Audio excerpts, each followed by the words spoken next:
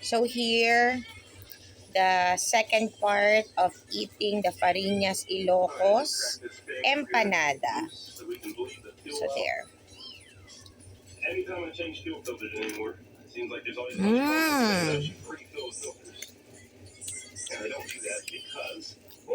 Sarap, ang laki ng itlog.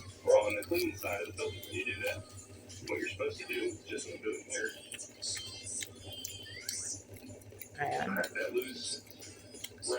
Alam ko, sakto lang yung kahit isang ganito lang ng suka.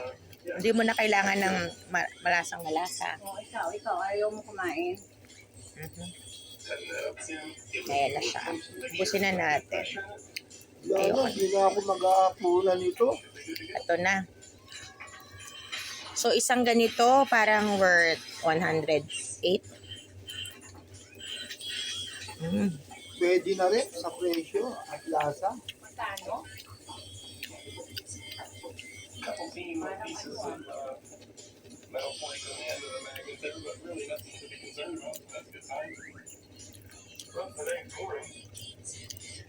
Busog, no?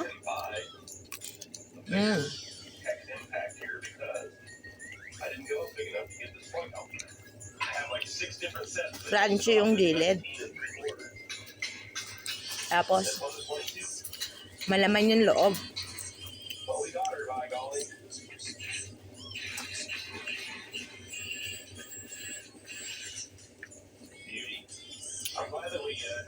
Makatas-katas.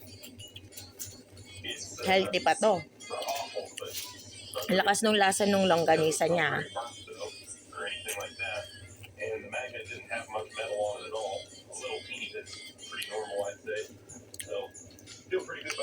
For me, sa 5 star, siguro nasa 4.8. Ang sarap niya. Hindi pa to yung pinaka super special. Kasi yung super special, 2 itlog na gano'n.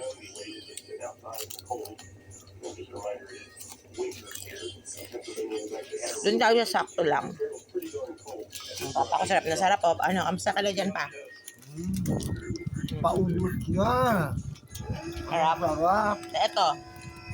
Even kids love it. Harap.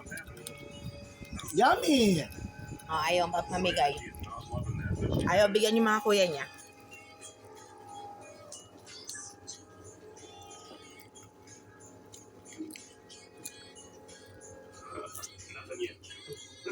Wag mong pindutin. Juicy yung loob. Yung gilid-gilid crunchy. Kaya yun ang sarap.